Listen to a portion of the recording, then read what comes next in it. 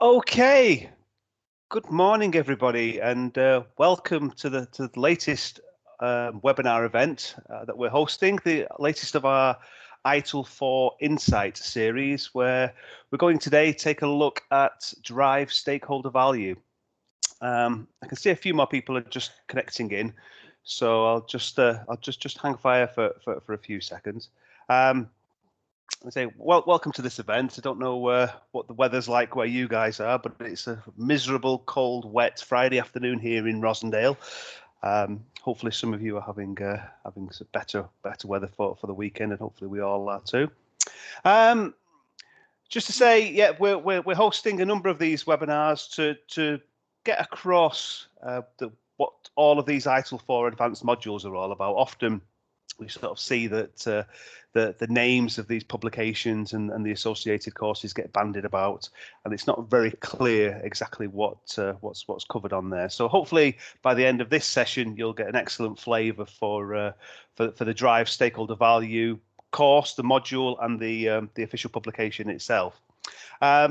Just to say that I will be providing everybody who has registered for this event an email afterwards, which includes a link to for you to download the slides that I've used throughout this event, so you can sort of use them as a reference point. And I'm also recording this particular session as well, so I'll be putting it up onto our YouTube channel, and I'll also provide a link for that, so you can share it with your colleagues as well. So so we should be really looking to get the word out there about the real benefit that these qualifications and the best practice guidance that goes with them is going to provide people. I should say my name's Adam Sawle. I'm the Director of Professional Services at SysOp. It's my role to sort of work with our customer base and sort of help them understand how to bring alive IT best practice theory, whether it be ITIL or other facets of IT service management.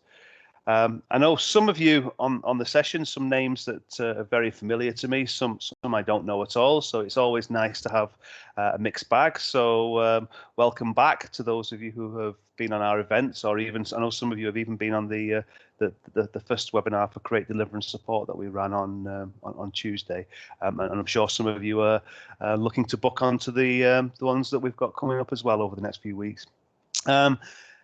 Those of you who don't know who SysOp are, I'm sure that we're new to some of you. Very briefly, we've been around for a long time, operating in the IT service management space generally. Back in the early 90s was when ITIL was born, and we were one of 4 training providers in the world who had actually picked up the best practice guidance. The other 3 organisations sort of no longer exist, whether they're gone out of business or whether they've formed other organisations. So we sort of proudly declare ourselves as the world's longest established ITIL specialist, if you like. From a training perspective, you know, we want to try and make things as practical as we can. Obviously, introducing best practice guidance is a challenge in that you have to make sure that we cover the full exam content, but we also try and put an emphasis on organisational benefit, and we kind of do that through the way that we structure the courses, and also through the experienced service management professionals that provide our services. This focus on organisational benefit works for us. I mean, we're finding that we're operating at an industry high exam success rate, as well as providing the practical guidance as well. So those 2 things don't necessarily need to conflict. We're a family business. I know some of you know that. My father, Stuart Sawle, founded the business back in 1985. His partner, Janice, is in charge of all of our operations and administration. And she was the one who would have sent out all of your invites to this session. So I can see that many of you have connected on. So that part of the journey has worked quite well. Very briefly about myself. So Dad gave me a job out of university as a COBOL programmer initially back in the early 90s, and I've progressed to perform various IT roles from installing, designing, implementing storage area networks and backup solutions, through to operating in a more of a commercial capacity from a sales point of view, right through to today, where I find myself delivering some of our products and services and working with our clients to help them improve their IT services generally. So I've been down the full ITIL training path from version 2 managers, bridged across to version 3 expert, and obviously in the last couple of years we've been looking at ITIL4 and the managing professional qualification. So I've done all of those things. Me and all of our people associated with our organisation, we're incredibly passionate about IT service management. So hopefully we'll give you a flavour of that as we go through this particular content today. We always try and squeeze as much as we can into these sessions. We sort of recognise the value that they bring. We recognise that time is precious. And we've got you guys for an hour, so we want to make sure that that's an hour that's really of use for you. I will at the end of the session provide you with a link to our customer feedback survey, so I would be grateful for you to fill that in when we get to the relevant point, and give us a bit of a flavour for how you felt that today's gone, because we're always looking to improve, as you would expect as a service management organisation. In terms of the agenda, so we'll just sort of position things with an introduction to the ITIL4 framework, because I know that for some of you that will still be relatively new. It's been around for 2 years now in terms of when the ITIL4 Foundation was launched. The subsequent modules, it was around about this time last year when we were working through the development of those. So it's still relatively early. We'll introduce the ITIL4 qualification scheme. It's this area that tends to drive a few questions when you're sort of looking at your own training plans, your existing qualifications in ITIL, and what that might well mean. We will be hosting a Q&A session at the end of this, so I occasionally do pick up 1 or 2 questions as I go, but it's my intention to review back through the chat facility at the end of the session and answer any questions that you've got. So if you do come up with something, then just stick it in the meeting chat, and I will deal with it. If not at the time, certainly by the end of the session. We're going to look at Drive Stakeholder Value course content, and we're also going to have a look at the potential target audience for this particular course. And the course is, the Drive Stakeholder Value course in particular, is structured around the customer journey. So I'm going to tell you what that's all about and sort of walk you through the various steps in sort of the high level detail that I can on this very short session. But hopefully it just sets the scene for what this customer journey is all about. We'll have a look at what next in terms of training options and other things that you might be interested in, and then, as I say, we'll finish off with a Q&A session to maximise your value from today's event, really.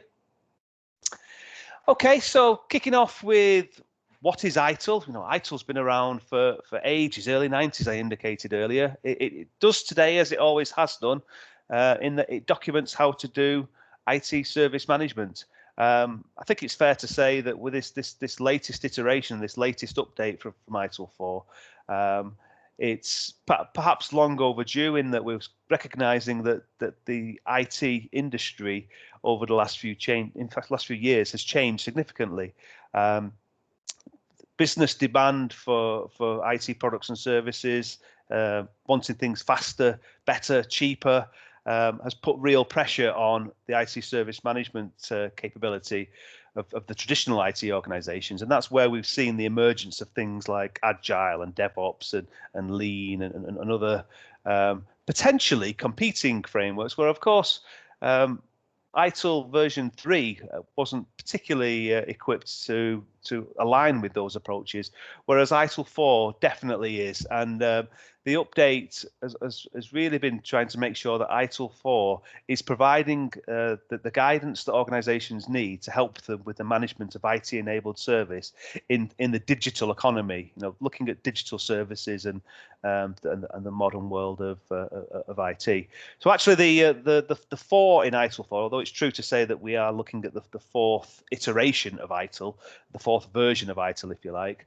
It specifically doesn't say version 4 because the 4 is to reflect the fact that we happen to be in the fourth industrial revolution at the moment. And the fourth industrial revolution is just really indicative that at this point in time, we've hit a point where technology is significantly changing the way that we live our lives. And there's a few examples on the slide there, whether it's artificial intelligence or 3D printing or robotics, autonomous vehicles, or all of these things are significantly changing the way that we live our lives. And we're really trying to make sure that we have best practice guidance from a service management point of view in place to help us adjust to that particular world.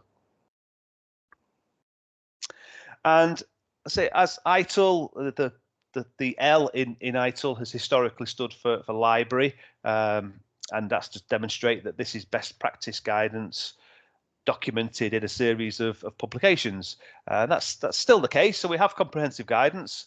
In ITIL4, we have a foundation publication, which wasn't the case in previous versions of ITIL, but we have an initial foundation book which is there to cover ITIL at the sort of the foundation level, I suppose is the easiest way of phrasing it. Covers all of what ITIL is, introduces some of the key concepts, and is broadly what the ITIL foundation course is based around. Moving on from there, then we have 5 specific core publications. These are Create, Deliver and Support, Drive Stakeholder Value, High Velocity IT, Direct Plan and Improve, and Digital and IT Strategy. And these publications form the basis of the advanced modules. And of course, we're here today to talk specifically about the Drive Stakeholder Value publication and the associated training course. A move away from ITIL version 3, the practices, as you sort of see them in the orange boxes there on my slide, the practices there, service desk, incident management, problem management, there are 34 of them overall. The information behind these practices is not actually covered in any of the core modules. And that's very deliberate in that in ITIL version 3, there was a misconception that various processes, for example, service level management, which sat in the service design publication, wasn't relevant in other areas of the life cycle. Now, that of course is not true. I mean, service level management is definitely used in an operational space. But to sort of help with this misconception, the idea is, well, actually, let's strip out the core content from each of the core publications for each of the practices, and let's reference them in those publications so that we can make sure that we have that clarity in terms of the relevance of each of the practices across the different areas. So the 34 practice guides, but these are actually not practice guides that are available for you to purchase off the shelf.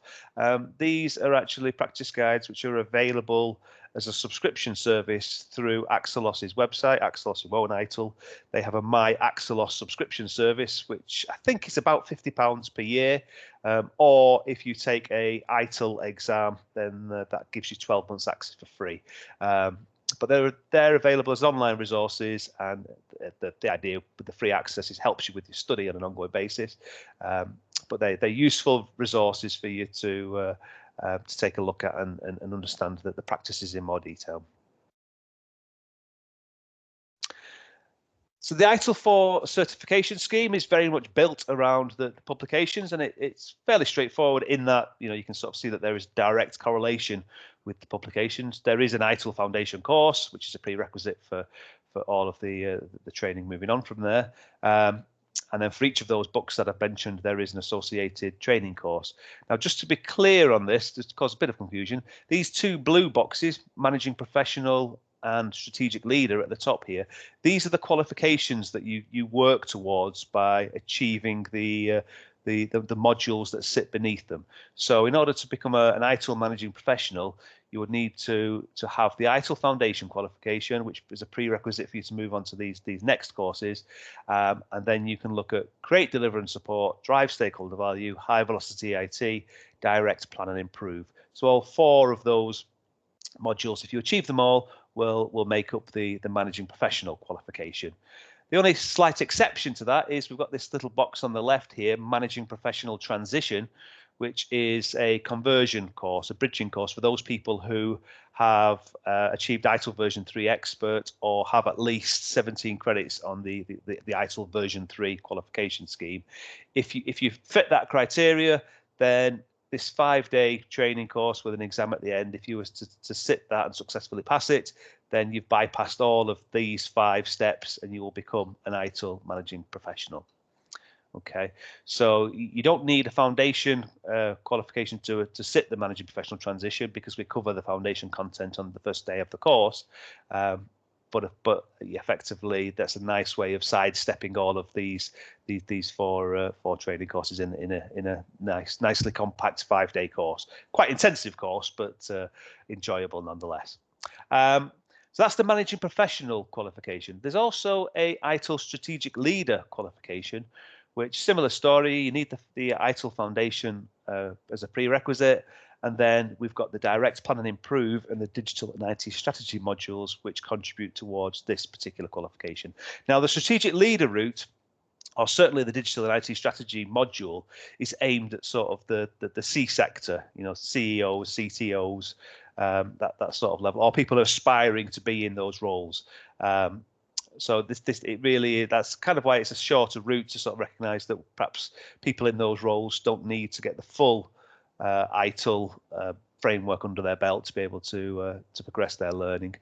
But if we achieve those 2 qualifications, then we become an ITIL strategic leader. And as you can see, this blue box of direct plan and improve, we've got this course that appears twice. It contributes to both sides of this qualification scheme, the managing professional and strategic leader. You only need to sit it once, of course, and of course it's covered in the managing professional transition module as well for those of you that are converting. So if you wanted to achieve both of these managing professional and strategic leader qualifications, then once you've become a managing professional, having whether it's through the transition or whether it's through these modules, then all that you would need to do is complete the digital and IT strategy module to also add in strategic leader to your list of qualifications. And slightly confusing, you can sort of see that beyond that at the top there, we've got an ITIL master qualification. Just to clarify, by achieving managing professional and strategic leader, you are not an ITIL master at that stage, but you do meet the prerequisites to go on and attempt the ITIL master qualification. Now, details of this are yet to be released, but we're expecting it to be a sort of dissertation exercise where you can demonstrate your practical understanding of ITIL from the experience that you have. So managing professional and strategic leader qualifications are a prerequisite to going for the ITIL master. Once you've submitted your dissertation, if that's the way that it goes, and you're successful with that, then you would become an ITIL master. I say this qualification scheme often leads to questions about your specific circumstances. Happy to take them after the session. Happy for you to send me an email in response to the information that I send across to you to truly understand where this relates to you and potentially your colleagues as well. Okay, so thinking of the advanced modules then, and actually I'm talking here just about the managing professional modules really, just because the digital and IT strategy module has a slightly different exam format, but that's for another day. We'll just focus on the Drive Stakeholder Value exam format here. So actually, those of you who've done ITIL version 3 exams, you may be relieved to hear that they've dropped the sort of complex multiple choice way of doing the exams. We now have a standard 4-option multiple choice, very similar to the ITIL foundation exam actually. So there's no complex questions, no graded answers. One answer is correct, the other 3 are wrong. We've got 40 questions like the foundation exam, but we've got 90 minutes to do it, and we've got a slightly higher pass mark of 28 out of 40, which is 70%. The difficulty of these advanced modules and the Drive Stakeholder Value exam is such that it is kind of one level up from foundation. The ITIL foundation course, it looks at Bloom's level 1 and Bloom's level 2, which is kind of an indication of the difficulty level that the exam, the syllabus is pitched at, and therefore the associated questions are pitched at. The Drive Stakeholder Value exam is based on Bloom's Level 2 and Bloom's Level 3, so it kind of just ups it slightly. But there are no questions at higher Bloom's levels other than on the Digital and IT Strategy course. I'll talk about that on another day. And you are not required to have experience of working in IT service management. Of course, it helps. Certainly when we look at some of these advanced concepts. So hopefully that gives you a flavour for the exam itself. I've not mentioned that it's also a closed book exam. Currently, obviously, with the year that we've had with the COVID situation, then pretty much nearly all people have been doing online exams where we provide them with an exam voucher, and they attend virtual training courses or relearning, and their exam is web proctored with somebody connecting in over a webcam, making sure that the exam is run in the exam conditions that you would expect them to be.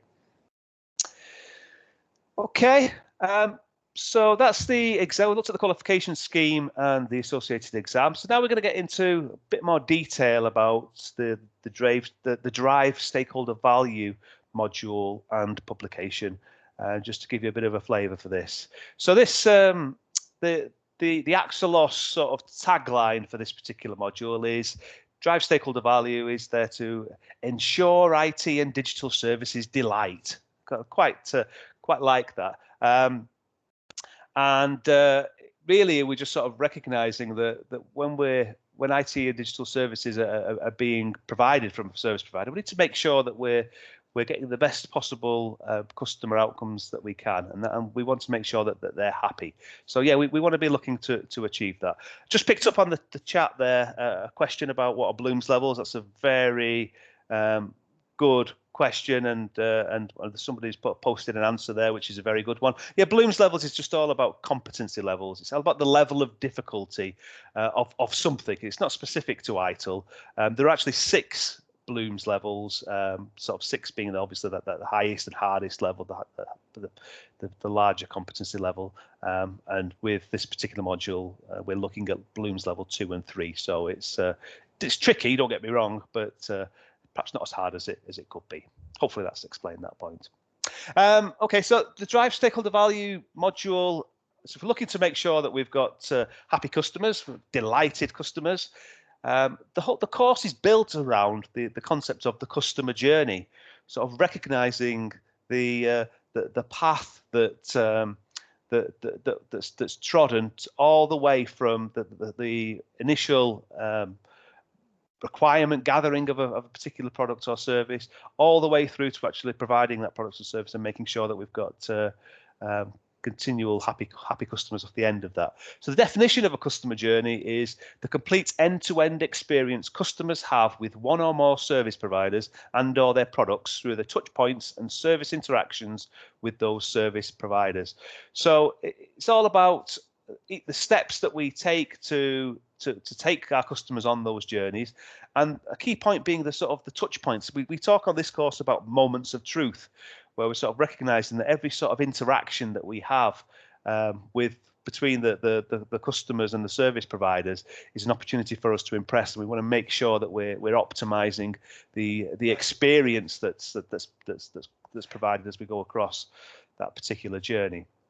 And the purpose of the customer journey is ultimately to realize service value, and service value is a key concept within this stuff. You know, we sort of, if ITIL version 3 was talking about the service life cycle, ITIL4 really is now building up the emphasis on value overall, and understanding what value means to those people that there's an IT service provider we're trying to serve, making sure that we have happy customers and we understand what value means to them, and service value can be contributed to through the outcomes that the consumer is trying to achieve, how we optimize those resources and costs, and how we optimize those risks. And if those of you who can recall the definition of a service from previous versions of ITIL, then we talk about value, outcomes, costs, and risks. And ultimately,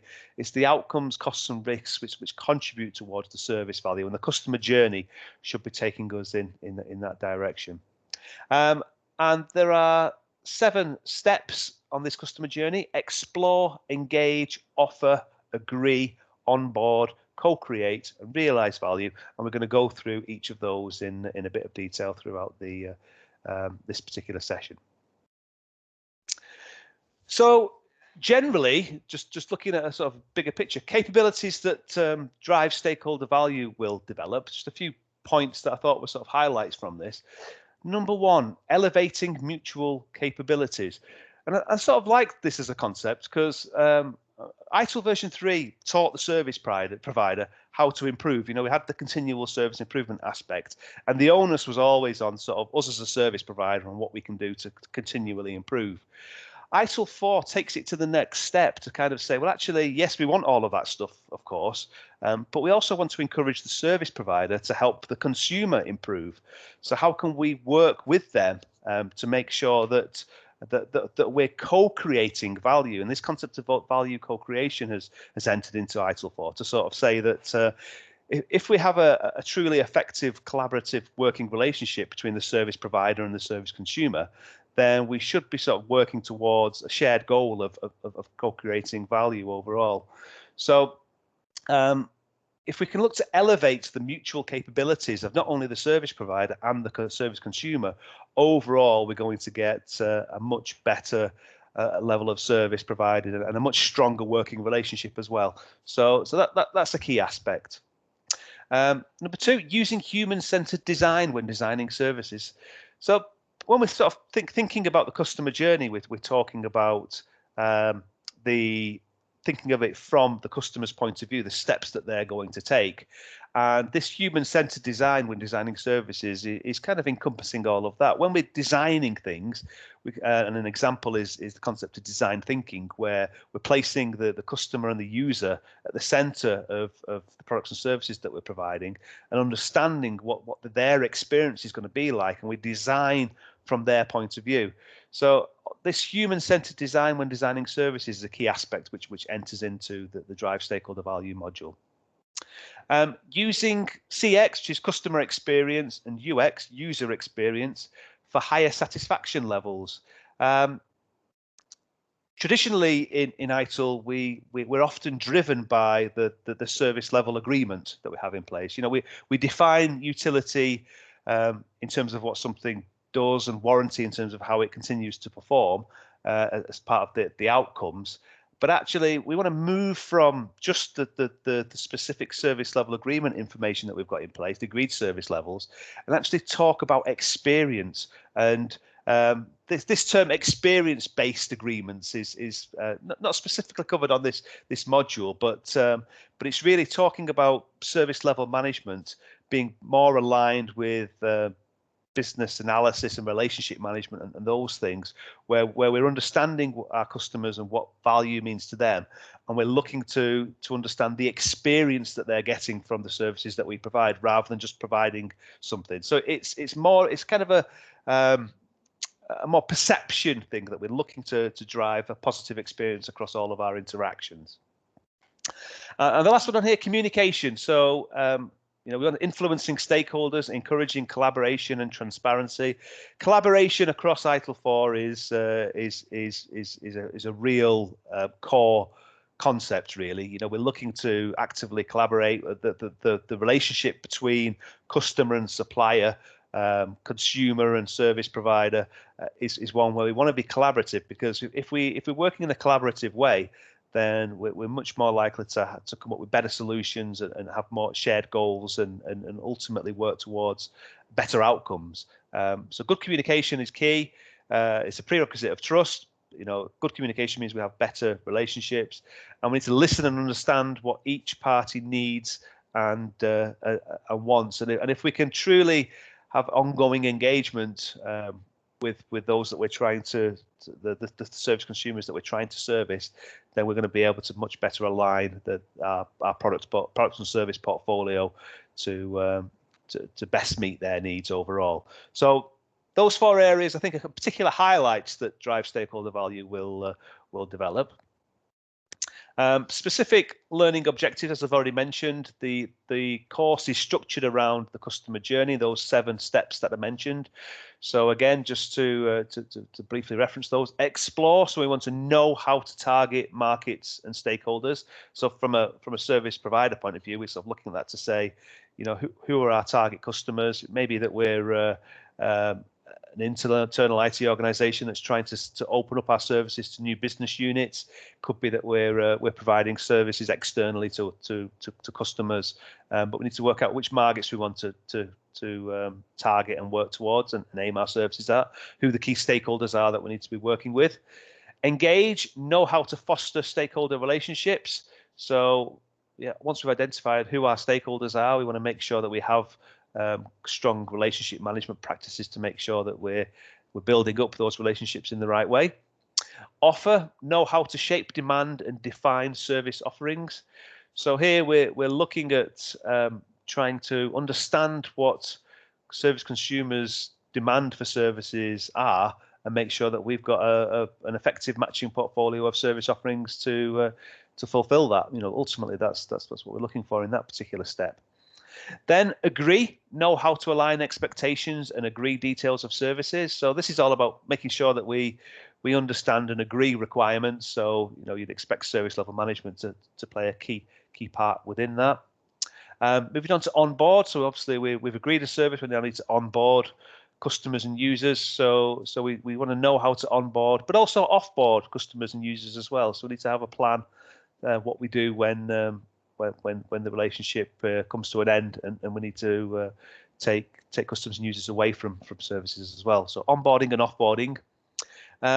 Co-create, so co-creation of value. So know how we can act together to ensure continual value co-creation for the ongoing use of the products and services that as a service provider we're providing, and as a service consumer that they're consuming.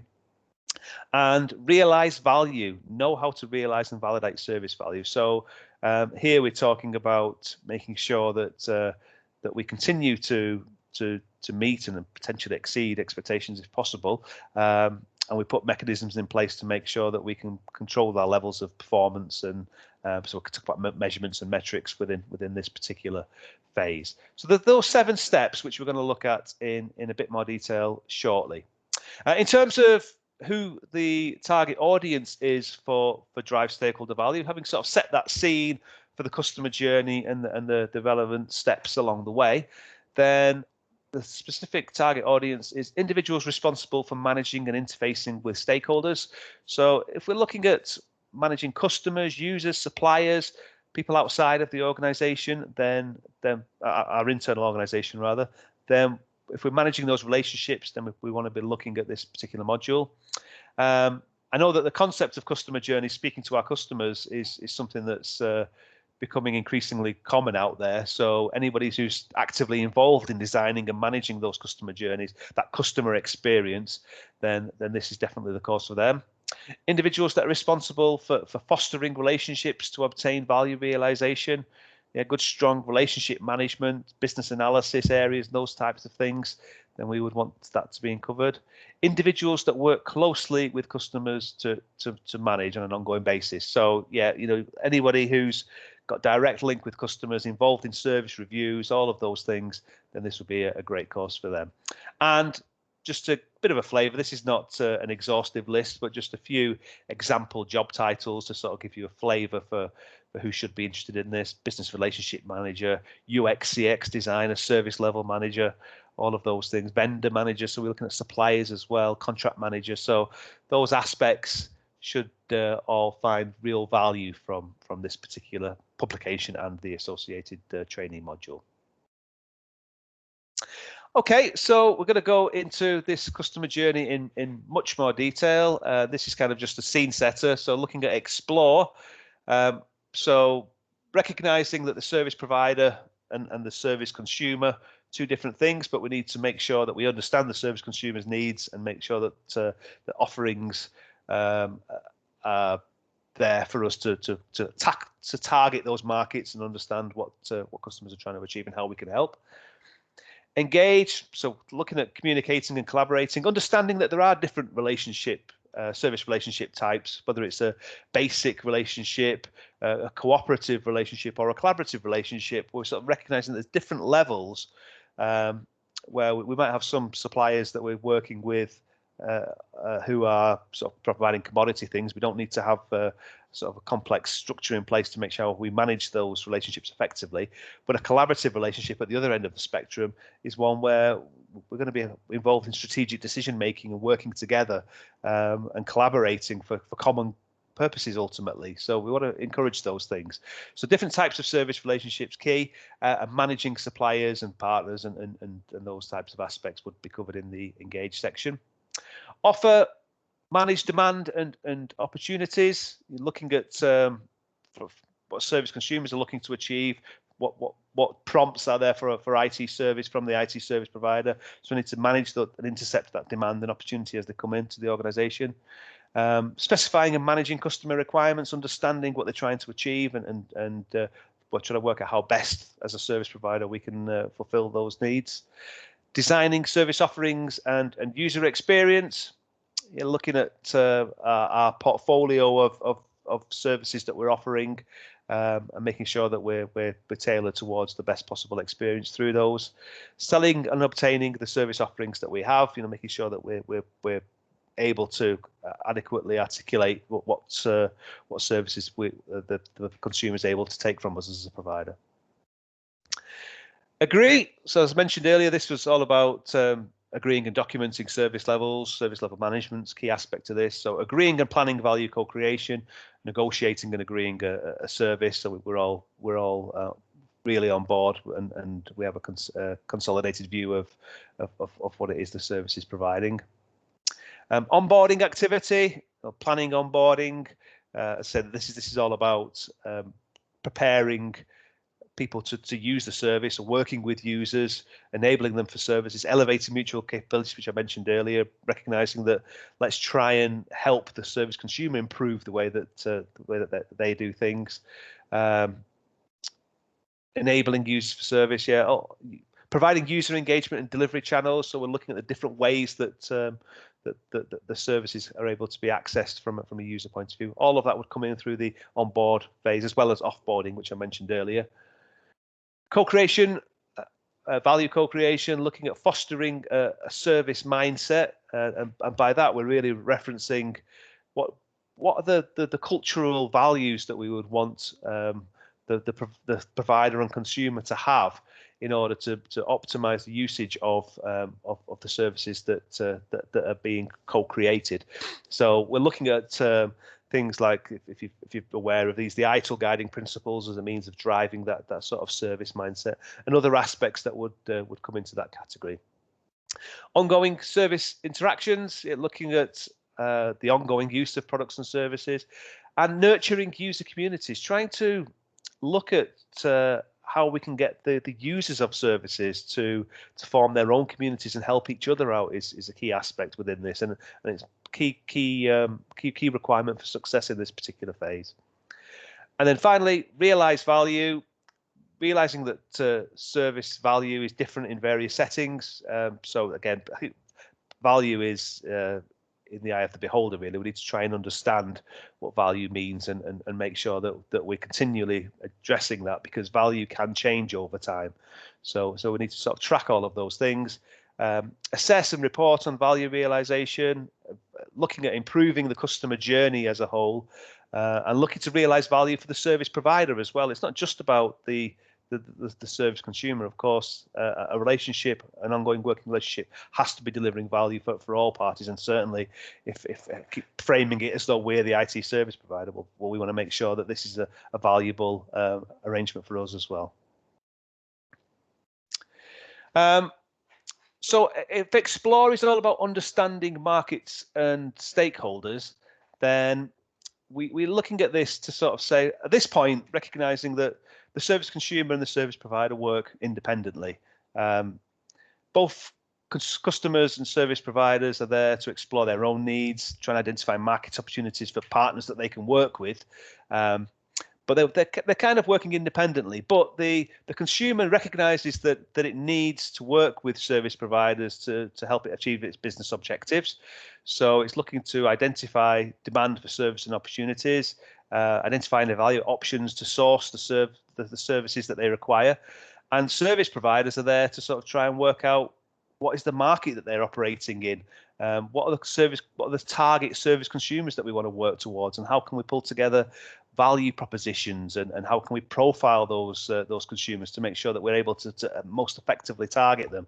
How can we sort of brand our services to make sure that we're putting across the right message? How can we do our targeted marketing? So this is all very much sort of salesy stuff. We're looking at sales and marketing, how from a service provider, how can we package up our services in the right way that we're going to attract service consumers? And from a service consumer point of view, how can we make sure that we've got things in place to be able to reach out to the market and identify suitable partners to work with?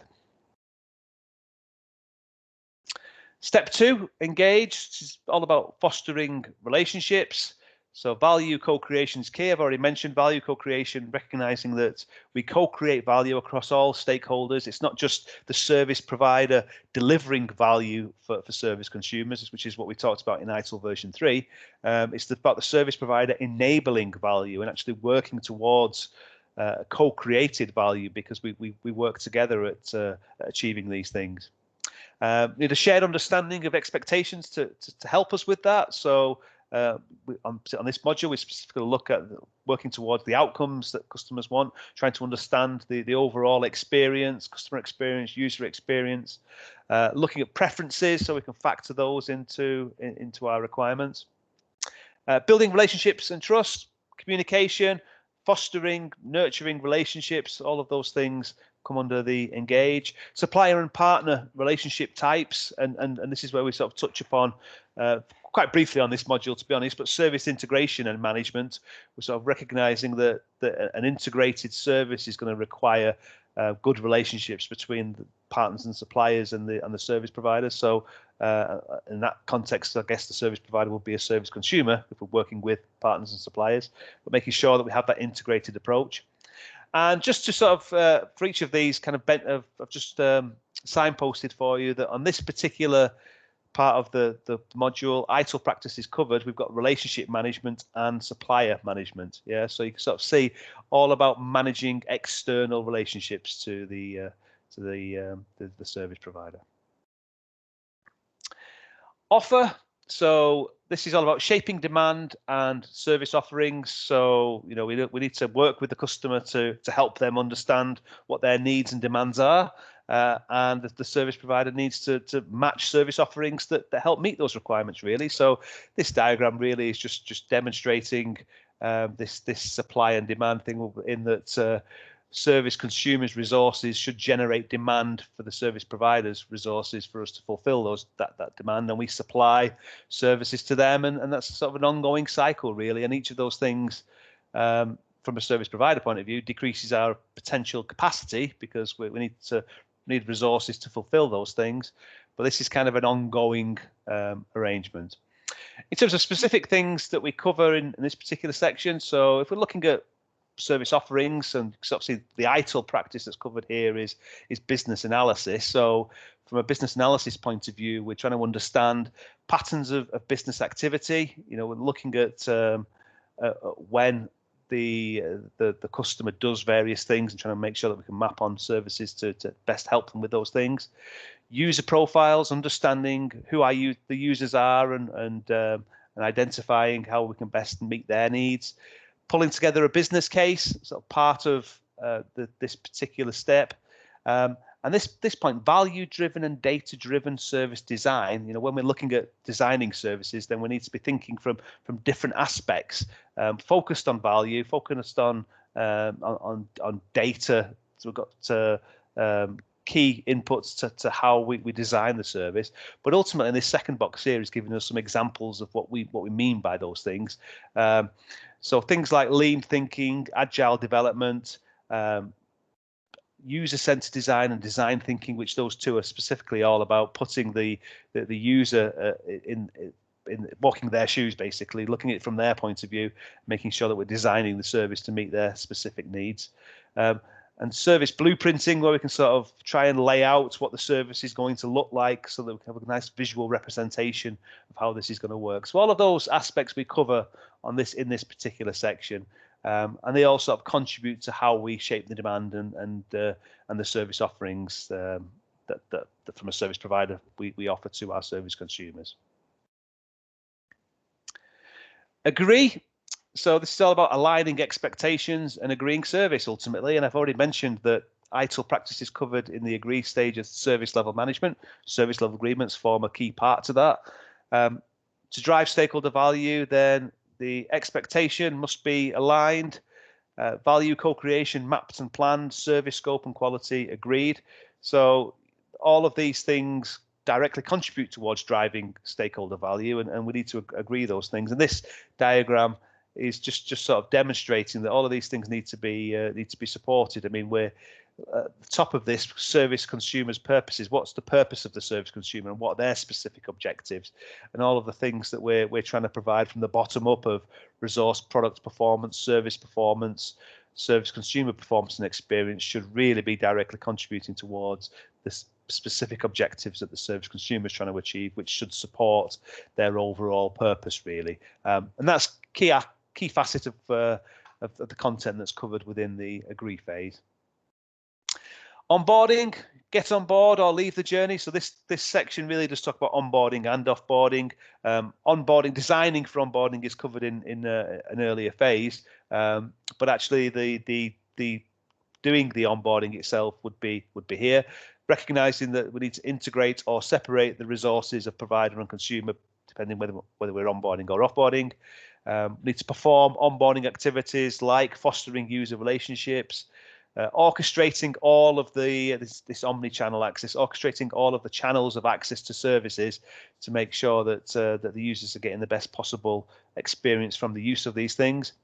Enabling users for service, making sure that we switch it on and they have effective access. Elevating mutual capabilities, which I've talked about earlier, where we're looking to drive improvements not only through us as an IT service provider, but in terms of how the consumer is using the services as well. And on this particular section, we cover the ITIL practices of service catalog management and service desk. I mean, the service catalog is where we're looking at the services that we provide and the varying levels and various components of services that we want to offer, and make sure that we're delivering those as we go on board. And service desk is where we're going to be fulfilling many of the user engagement, whether it's handling service requests, whether it's dealing with incidents and those types of things. Step 6, co-creates. This is all about the actual providing and consuming of services. So we've onboarded our users and customers, and we're actually now providing the service, and it's being consumed by service consumers. So all the previous steps in the customer journey are leading up to this point. So whilst we're providing and consuming, then I've talked about service mindset earlier, where we're looking at trying to ensure that cultures align, we're working to the right values, we were all focused on service and ultimately the value that those services are working towards. Moments of truth, we talked about touch points earlier. So we're looking at every single touch point and interface with a user. Every time a service is being used, every single touch point is a moment of truth, and we need to optimize that. An effective, seamless, and ingenious handling of user interactions and deviations and feedback, all of those things, the ongoing use of products and services. We want to make sure that if we have those in place, then we're much more likely to be successful. So ITIL practice is covered. Then we'll look at service request management as being a key interface to this, and certainly when we look at this last point, effective, seamless, and ingenious handling of user interactions, deviations, and feedback, you can kind of see how the service request management practice would map onto that. Realizing value, so capturing value and improving. So we've throughout the customer journey, we've got to the point where services are being used, consumed by service consumers. This is all about looking to continually ensure that we're meeting value and recognizing that value could change. So this is a kind of an ongoing sort of process. So a bit of alignment with continual improvement here. Certainly when you look at measurement and monitoring. So we're looking at things like a service value indicators, making sure that we are providing the value that we set out to, making sure that we're reporting on the service outcomes and looking at what outcomes the customer's trying to achieve and trying to recognize how well we are helping them fulfill those particular outcomes, and evaluating and improving the customer journey, identifying improvement opportunities across the full journey that we've covered in this particular section. So in terms of practices covered, then we look at the whole portfolio management in this particular area to make sure that our portfolio continues to align with value for stakeholders, and ultimately that's what we're looking to fulfill. So yeah, we're looking at making sure this diagram here that we've got metrics that support indicators of good service, which support the objectives that consumers are trying to achieve, which supports the purpose of the organisation collectively, and ultimately, very briefly, there's a bit more to it than that, but that's what we're trying to get across with this particular step. Okay, so as I say, a bit of a whistle-stop tour. We've gone through in a fair amount of detail the 7 steps of the customer journey, which this course is completely structured around, and hopefully it's given you a flavour for some of the areas of that are covered and the concepts that we introduce on this particular course. I haven't finished, but I'm just recognise that at this point often people need to drop off, and true to word, somebody has left the chat. Just to say, I'll just put a link in the chat there for our feedback survey. So if you can have a look at that either as I go through these remaining slides or after the event, or even when I get to the Q&A would be fine. We genuinely do value the feedback that you provide, and obviously we want these events to be as successful as we can be. So any improvement suggestions that you have, please feel free to pass them on to us. And also just to sort of say that there is an option in there to sort of opt into our marketing communications, which I know a lot of people get put off by that type of thing, but it's these type of events that we like to host and advertise to our customer base through those communications. So I do encourage you to select that if you do want to participate in future events with us. Just a few things. So what next generally? I've added this in from the other day because people were asking about it. So ITIL version 3, the discontinuation process has begun. As of the 1st of July this year, then ITIL version 3 foundation will be officially retired. We're sort of seeing very minimal demand for that at the moment anyway. But this is perhaps key to some of you who are looking to potentially line up attending the Managing Professional Transition module, where you need 17 credits or more on the version 3 scheme. The version 3 intermediate courses, the life cycle, the capability modules, are to be discontinued as of the 1st of January, so basically at the end of this year. And the ITIL4 Managing Professional Transition exam, which feels like it's only just been released, but now we're talking about its retirement. It's actually a way off yet, but it's 1st of July next year is when that's been signposted as being retired. So if you are looking at achieving the Managing Professional via that shortcut route, if you like, based on existing ITIL version 3 qualifications that you have, then this information is of relevance to you. In terms of training options, just to sort of say, we're running our courses hopefully in the physical classroom again soon. And then we've got some dates that we are working towards in terms of ITIL4 Foundation on the 13th to 15th of July and the 5th to the 7th of October. That's based on our main training location in Haywood, North Manchester. And Digital and IT Strategy on the 18th to the 20th of May. Obviously, this is all government allowing us to do all of these things. We will be planning future dates of all of these ITIL4 modules from June onwards over the next few weeks and months perhaps, but that's all based on when we can return to the classroom. For now, we do have the virtual training available to us. available to you guys, and some dates for you to be aware of. So Drive Stakeholder Value, we will be adding another virtual date after June. Our schedule currently just goes up to June for these courses, but 7th to the 9th of April is the relevant date for Drive Stakeholder Value. And all of these modules are available as e-learning offerings as well. So if that's something of interest, then let me know. Digital and IT strategy is the only exception, where we're currently just working on that being a classroom-based course that's kind of based on the intensity of it. We're hoping that we'll do that in May.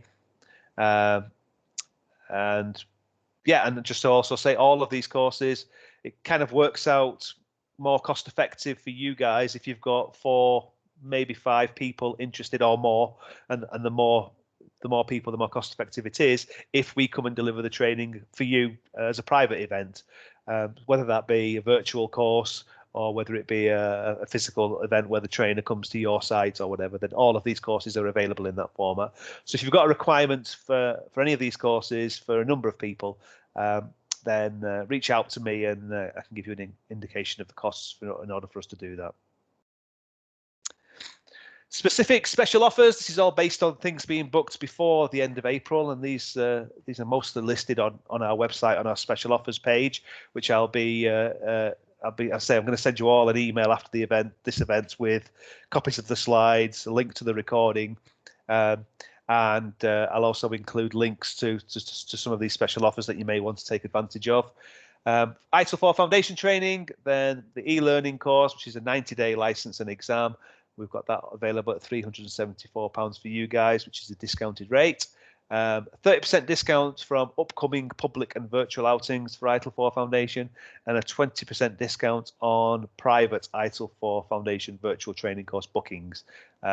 So again, this last one, these private events are all limited to people who have signed up for these webinars. So it's kind of your exclusive opportunity to get some discounted training.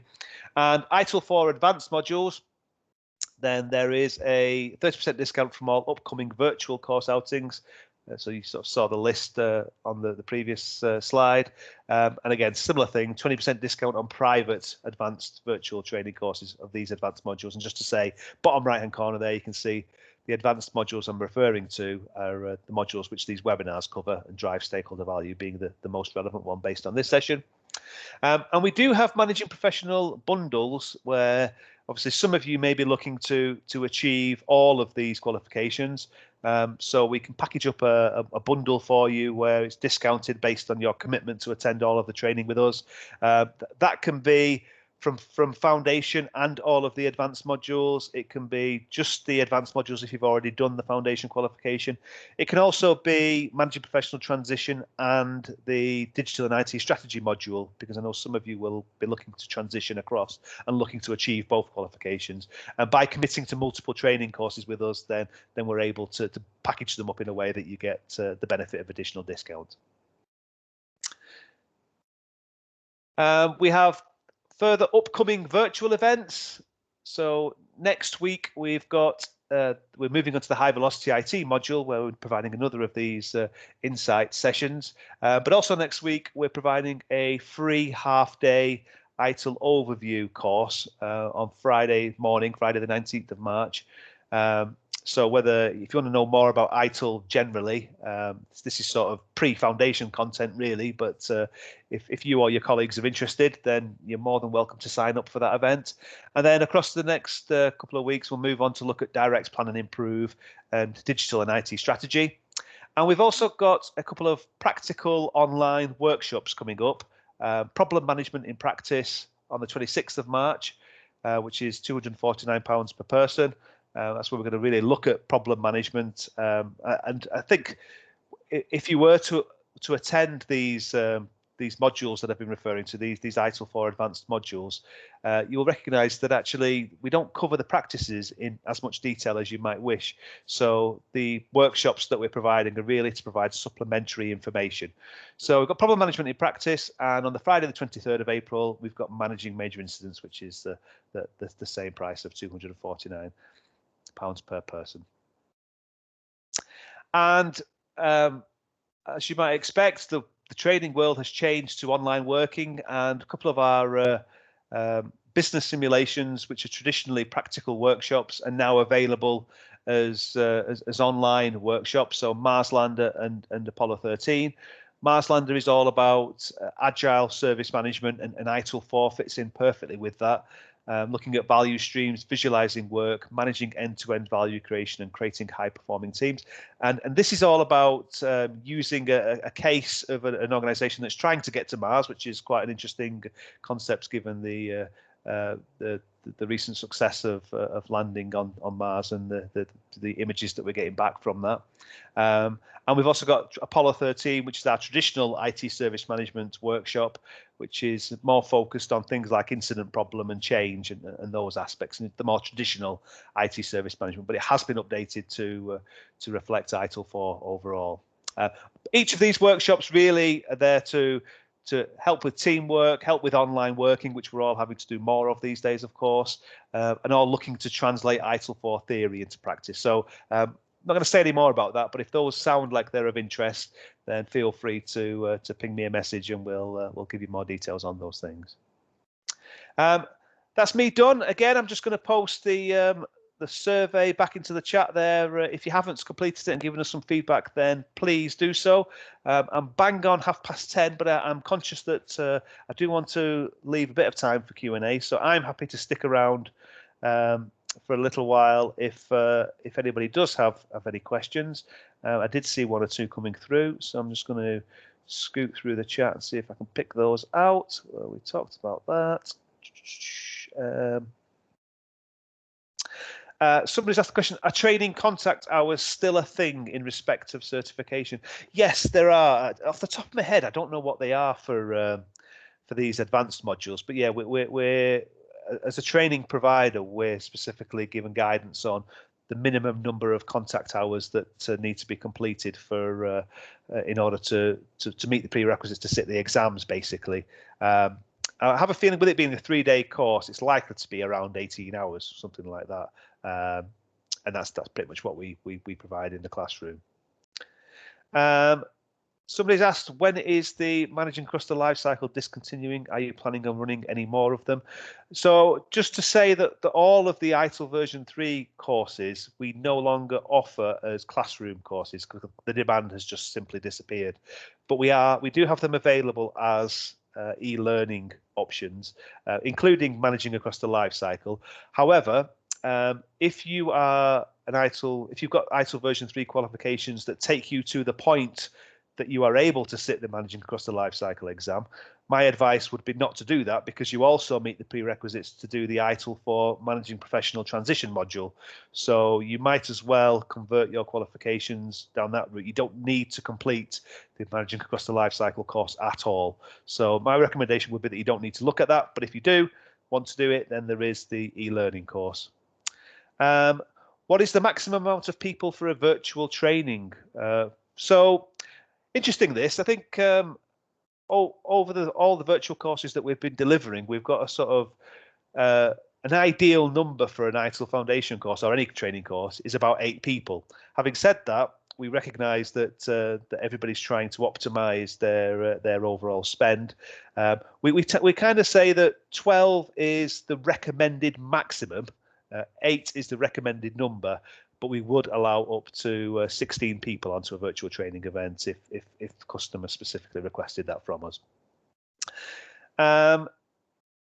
Good question. Is there dates for the Managing Professional Transition 5-day course and exam? And do you know what? I got asked this question on Tuesday and I meant to put it into my presentation and didn't. I will try and remember to incorporate that into my email, but the next outing of the Managing Professional Transition course is the 7th of June. That's right, Monday the 7th of June. It's a full 5-day course, so it's all week, Monday 7th of June, and we're hoping to be running that from our training centre in Hayward, North Manchester. Any more dates for courses? Yeah, we're going to send all of that information across to you, so you'll be able to do all of those things. Question about what are the fees for the online ITIL4 foundation exam only. For an online foundation exam for somebody who has done the ITIL training with SysOp is £215 plus VAT. I make that specific point because we're not actually allowed to provide exam vouchers or exams for individuals who haven't attended the training with us directly, whether it be e-learning or classroom. But our fees for foundation are £215 plus VAT for an exam. I think most people are now just saying thank you. You're all very, very welcome. Thank you all for attending. Question about how much is the Managing Professional Transition 5-day course and exam? Again, you put me on the spot. I don't know off the top of my head, but I'll put the link to Managing Professional Transition in the email that I send to you all, and then you can have a look at doing that. Next question, would you be doing a discount package for both ITIL4 MCP and ITIL strategy for existing version 3 experts? Yes, we do have that. There's on our website, there is a bundle called the ITIL Professional Leader, and it includes both the Managing Professional Transition and the Digital and IT Strategy module. I can't remember what it is off the top of my head again, but I'll include a link for that, given that somebody's asked about it. I think that's it. I think I've exhausted all of the current questions. Lovely. Somebody's put a nice recommendation for us there. Hopefully, guys, you've all enjoyed today's session. I always enjoy just introducing these things. I always think I include too much information at times to sort of give you a good value for the session overall. I hope that you found it that way. As I say, if you haven't provided us with feedback yet, then please go and do so. I will be sending out the information shortly. Hopefully, it will be today with the information from the session and the recording. It took me a bit longer than I expected on Tuesday, so if not today, it'll be Monday. But yeah. Thanks for your time, guys. Feel free to respond to my email with any further questions that you have. And yeah, I'm sure I'll see some of you on the events that are coming up very soon. Okay, guys, take care. Have a lovely weekend. Bye now.